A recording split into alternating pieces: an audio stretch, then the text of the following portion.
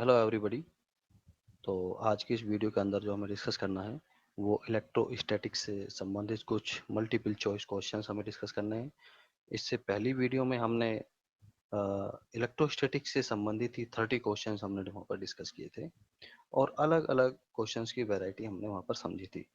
इस वीडियो के अंदर भी हम देखते हैं कि 20 क्वेश्चंस हमें इलेक्ट्रोस्टैटिक्स से संबंधित एडिशनल हमें डिस्कस यहाँ पर करने हैं और क्वेश्चंस की वैरायटी अलग अलग है। तो चलिए डिस्कस हम यहाँ पर करते हैं। तो पहला क्वेश्चन है कि which one is true for Gauss's theorem. Gauss's theorem हमारी होती है। तो गॉसिस थ्योरम क्या है कि जो इलेक्ट्रिक फ्लक्स होता है एक तरीके से वो हमारा ये यहाँ पर Q enclose upon epsilon not होता है, ये होता है। और साथ ही इसका जो फॉर्मूला यहाँ पर होता है वो इंटीग्रेशन के साथ भी होता है। और यहाँ पर हम एक ऐसा सर्किल बनाते हैं जो क्लोज सरफेस को बताता है और ई डॉट डी एस करके हम यहाँ पर इसको लिखते हैं। ई डॉट डी एस ये इलेक्ट्रिक फील्ड है, ये यहाँ पर वेक्टर क्वांटिटी यहाँ पर होती है। तो ये फॉर्मूला है। तो इसमें क्या है, नेट चार्ज में भी पॉजिटिव और नेगेटिव। जी हाँ, जो ये चार्ज एनक्लोज है ये पॉजिटिव नेगेटिव हो सकता है। हमें देखना कि कौन सा कथन इसमें सही है। ये भी सही है तो ये भी सही हुआ। तो Gaussian surface should be close, तो हाँ गॉसियन सरफेस क्लोज होना चाहिए, तो ये भी सही बात है। Shape of the Gaussian surface may be anything, तो बिल्कुल सरफेस जो शेप है वो कुछ भी हो सकती है। तो आंसर ये भी सही है। तो आंसर इसमें है ऑल एबीसी, तो ऑल एबीसी इसमें सही होंगे, तो डी आंसर इसमें देंगे। सेकंड क्वेश्चन है कि electric field due to long charge wire.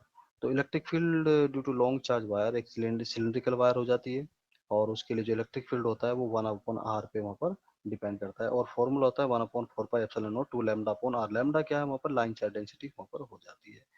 तीसरा क्वेश्चन जो इसका है, capacitor is a device which is use to store current voltage charge power. तो हम डेफिनेशन से हम देखते हैं कि जो हमारा कैपेसिटर होता है वो चार्ज को स्टोर करने के लिए कहला जाना जाता है।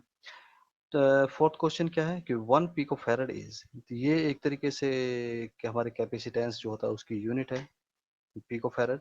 और ये फैरड में हमें इसको कन्वर्ट करना है। तो क्या होगा, 1 पिको फैरड इक्वल टू 10⁻³ होगा, -6 होगा, -9 होगा, -12 होगा। तो -12 वाला ये यहाँ पर एक तरीके से इसका यूनिट यहाँ पर होती है। और formula for capacitance of parallel plate capacitor क्या होगा, तो उसका जो सही एक्सप्रेशन है वो ये होता है ए, कि यहाँ पर ये C is equal to epsilon not a upon D होता है। एप्सिलॉन नॉट यहाँ पर परमिटिविटी ऑफ फ्री स्पेस होता है, ए प्लेट का एरिया होता है और डी उन प्लेट के बीच का सेपरेशन यहाँ पर होता है। तो ये इसका आंसर सही होगा। तो आगे हम देखते हैं। तो इसमें आगे जो दिया हुआ है, तो आगे है 6 question, the capacitance of a capacitor in presence of dielectric medium. तो जो कैपेसिटेंस होता है तो उसका, तो यहाँ पर उसकी जो कैपेसिटी होती है कैपेसिटर की in presence of dielectric medium, तो उसकी हम कैपेसिटी को इंक्रीज वहाँ पर हो जाती है जब उसके डाइलेक्ट्रिक मीडियम वहाँ पर हम फिल उसमें करते हैं। तो when battery has been separated from capacitor, then with the dielectric medium the potential energy के क्या फर्क पड़ेगा अगर वहां से बैटरी को हम सेपरेट कर दें सर्किट से और डायलेक्ट्रिक मीडियम वहां पर हो। तो देखते हैं कि वहां पर जो उसकी पोटेंशियल एनर्जी होती है वो एक तरीके से डिक्रीज वहां पर हो जाती है। क्वेश्चन नंबर 8 में दिया हुआ है a 20 microfarad capacitor is connected with 10 kilo ohm resistor in series, then time constant क्या होगा। कैपेसिटर के लिए जो टाइम कांस्टेंट यहाँ पर होता है वो सी आर एक तरीके से होता है। सी यहाँ पर कैपेसिटेंस है और आर इधर रेजिस्टेंस है, तो इन दोनों की वैल्यू को जब हम पुट करेंगे तो ये आंसर यहाँ से निकल के आता है। तो सी आंसर इसका होगा। The equation of discharging of a capacitor is, जो डिस्चार्जिंग की इक्वेशन होती है, जो ग्राफ इसका हम देखते हैं कैपेसिटर का, तो चार्ज और टाइम के रेस्पेक्ट में, तो इस तरह से चार्ज इधर होता है और टाइम इधर होता है। तो इस तरह से उसकी डिस्चार्जिंग की ग्राफ इस तरह का आता है। तो वो केवल एक्सपोनेंशियली डिकेइंग वो यही इक्वेशन यहाँ पर शो यहाँ पर करेगी। तो द 10 क्वेश्चन क्या होगा, electric field inside the capacitor is. तो इलेक्ट्रिक फील्ड के अंदर जो कैपेसिटर के अंदर जो इलेक्ट्रिक फील्ड होगा उसका क्या फॉर्मूला होगा जो हम पैरेलल प्लेट कैपेसिटर के अंदर होता है, तो वो ये फॉर्मूला यहाँ पर होता है, E is equal to sigma upon epsilon not. और सिग्मा यहाँ पर क्या है, सिग्मा इजिकल टू यहाँ पर हम देखते हैं कि Q अपॉन एप्सिलॉन नॉट यहाँ पर होता है। तो ये फिर Q अपॉन A, क्योंकि चार्ज पर यूनिट एरिया ही charge density, surface charge density यहाँ पर कहलाती है। चलिए, तो इसका नेक्स्ट क्वेश्चन हम देख लेते हैं। तो नेक्स्ट क्वेश्चन में क्या था, जो 11th क्वेश्चन है, formula for dielectric potential energy वो क्या होगा। तो dielectric potential, electrostatic potential energy के लिए जो फॉर्मूला होगा वो ये होगा, U is equal to 1/4 pi epsilon not Q1 Q2 upon R। ये फॉर्मूला वहां पर होता है सही। Can you make a capacitor of 1 microfarad capacitance, तो आंसर तो हम नो ही लिखेंगे, क्योंकि ऐसे केस में जो हमारा कैपेसिटर होता है वो बहुत ज़्यादा लार्ज साइज का हो जाएगा, और उसको वो किसी भी डिवाइस के लिए वहाँ पर हम उसको लगा नहीं सकते, तो इतना बड़ा कैपेसिटर हो जाएगा। क्योंकि हम जानते हैं जो कैपेसिटी होती है उसका जो फॉर्मूला होता है वो होता है epsilon not a upon D यहाँ पर होता है।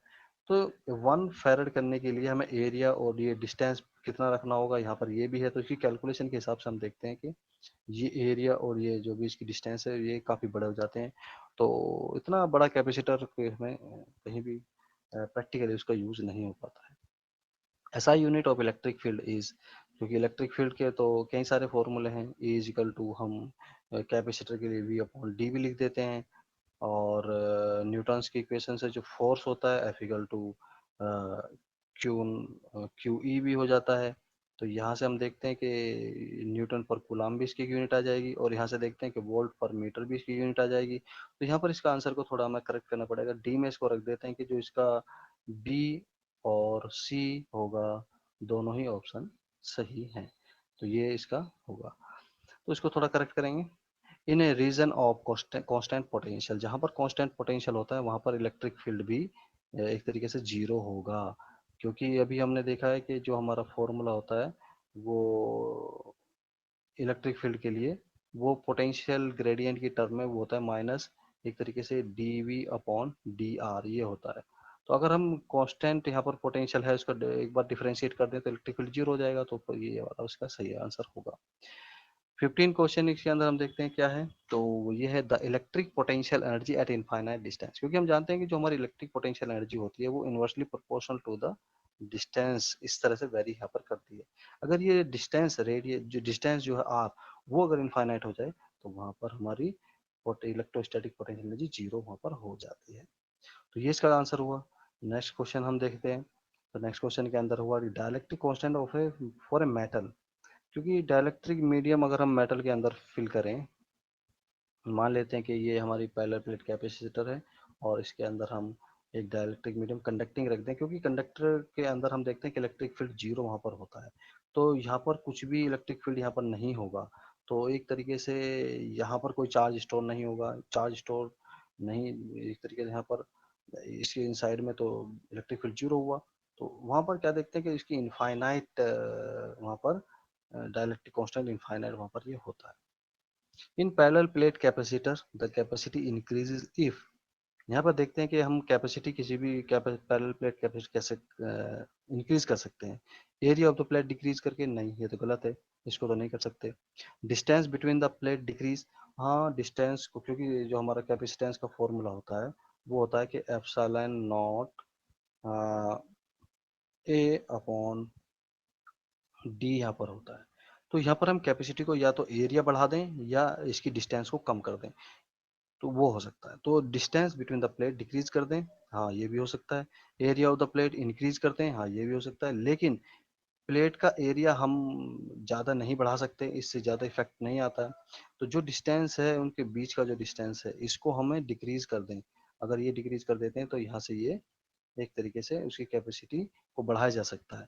तो ये वाला आंसर हम ज़्यादा इसमें प्रेफर करेंगे, बी जो आंसर इसका है, क्योंकि एरिया बढ़ाना कैपेसिटी के लिए सही नहीं होता, क्योंकि साइज बढ़ जाएगा फिर नैनो टेक्नोलॉजी के फील्ड में उसका कोई एप्लीकेशन नहीं रह जाता है। Which of the following parameter variation the capacitance of the capacitor remains unaffected, तो यहाँ पर देखते हैं कि जो डिस्टेंस बिटवीन द प्लेट है क्या इस पे डिपेंड करता है, बिल्कुल इस पे भी डिपेंड करता है। एरिया ऑफ द प्लेट इस पे भी डिपेंड करता है। Nature of the dielectric nature इस पे भी डिपेंड करता है। थिकनेस ऑफ द प्लेट इस पे डिपेंड नहीं करता है, क्योंकि प्लेट की थिकनेस कितनी होगी उससे हमारी कैपेसिटी पे कोई फर्क नहीं पड़ता है, हमें सरफेस एरिया की आवश्यकता होती है। तो इसका डी आंसर यहाँ पर सही होगा।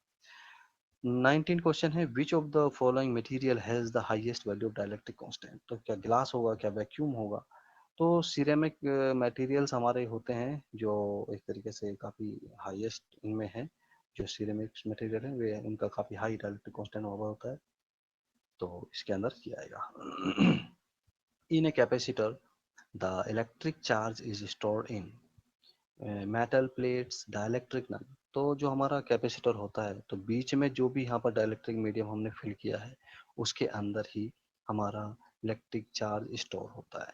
तो डाइलेक्ट्रिक मीडियम के अंदर हमारा चार्ज स्टोर होता है। तो ये 20 क्वेश्चंस हमें डिस्कस किए, और आई होप सभी को ये क्वेश्चंस पसंद आए होंगे, और काफ़ी चीज़ें हम कैपेसिटर के अंदर हमें जानकारी इसमें मिली होगी। तो अगली वीडियो में भी कुछ और चीज़ें हम डिस्कस करेंगे। तो आज हम इतना रखते हैं। चलिए, थैंक यू। जय हिंद।